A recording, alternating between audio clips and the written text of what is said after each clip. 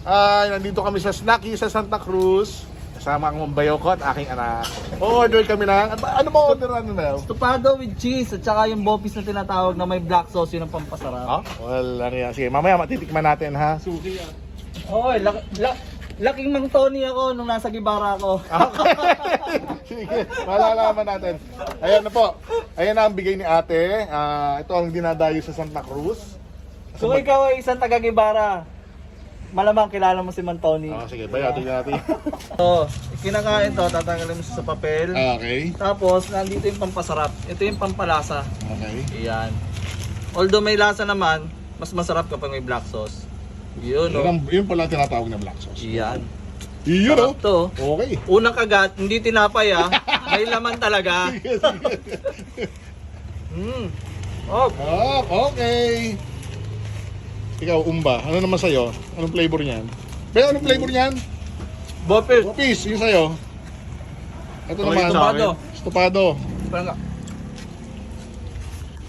Okay. Talagyan natin ng black sauce. ako ito estopado with cheese pa. Up! Nalo, kaya pala dinadayo. Marami to. May anghang ba yan, no? May soft drink. Tubig nyo lang. Pala. Lasa siyang ano? Siopaw. Fried siopaw na maanghang na may pagka Walang friend.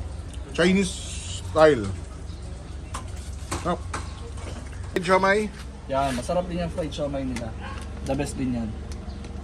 Kung may hotspot siomay, meron mga snackies siomay. Ayun. Oo, pupuntahan din natin yung hotspot. Oh, init.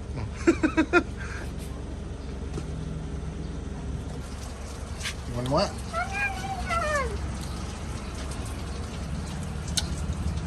Up. Ayos. So ito ay fried siomay ng Snackies. Tikman natin.